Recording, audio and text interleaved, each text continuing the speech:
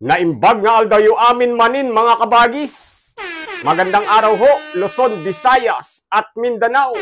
At sa lahat po ng Pilipino sa buong mundo, magandang araw po. At kahit kailan hindi kasama sa pagbati natin ang mga barairong na mga Pilipinong pro-People's Republic of China. Mga kabagis, mabilisang vlog lang po tayo ngayon.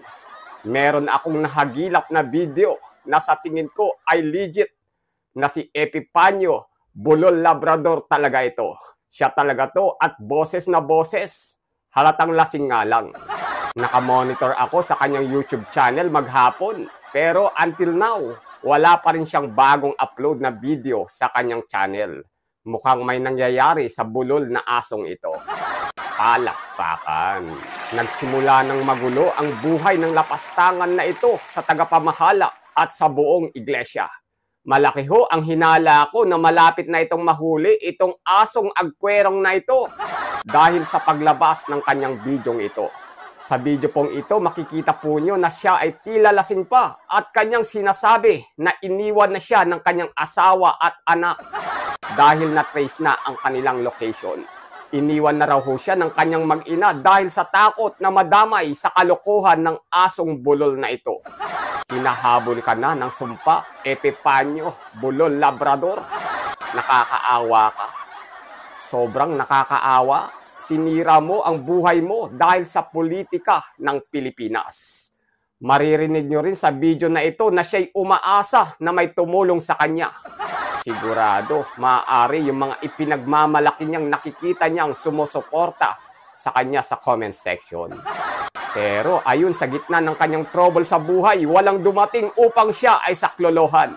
Makikita rin sa bidyong ito na sising-sisi siya at nagbabala na wag siyang tutularan. Wag na wag susubukan ang kanyang ginawa dahil magugulo lang ang kanilang buhay. Ito na po ang video. Panoorin po nyo mga kabagis. Alam nyo, kahapon kaya natakot yung asawa ko kasi may nag-message sa cellphone ko na na-trace na nila dito, na-trace na nila. Alam na nila yung lugar ko, yung area ko, ano ko, kasi nagpasa sila na mapa. Alam mo yung apps, pinakita sa akin yung sa messenger yung area ko na talagang totoong nakita na niya. Kaya yung asawa ko gustong umalis. Sabi ko, maghintay, baka may tumulong sa atin na, di ba? Pero wala eh. Kaya, yun, hindi ko alam saan siya na naghagilap ng pera para makaalis sila.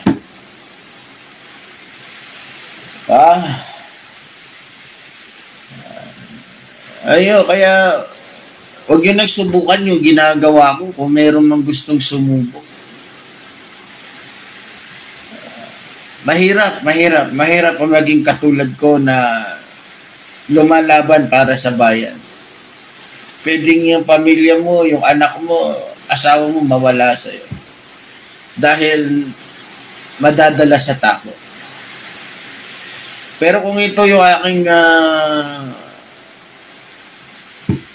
aking magiging karanasan sa aking tatanggol kay PBBM, buong puso kong tatanggapin. Huwag ka mag-alala, Sir PBBM, hindi ako magbabago. Sa'yo ko, Sir Romualdez, hindi magbabago.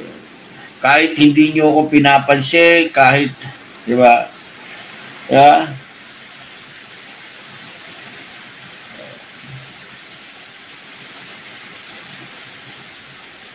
Kaya mga kababayan, bukas abangan nyo ako.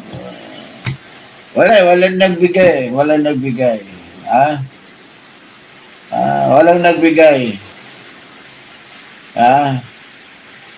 Walang nagbigay ng tulong sa akin doon sa kahit hindi magbigay si PBBM,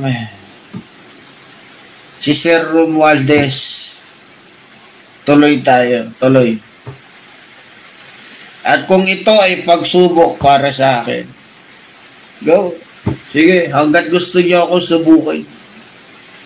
Hanggang sa mamatay ako. Go. Yun, Epipanyo, Bulol Labrador.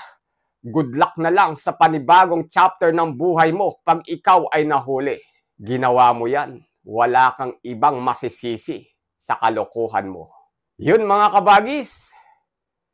Yun mga kabagis, bilang Pilipino ho, ano po ang masasabi mo sa mga nangyayari ngayon sa ating bansa? Dapat ho may pakialam ka. Dapat po may bilang ka. Muli, kabagis, make sure na napindot mo na ang like, subscribe, or follow button. Kita-kits po sa susunod na videos.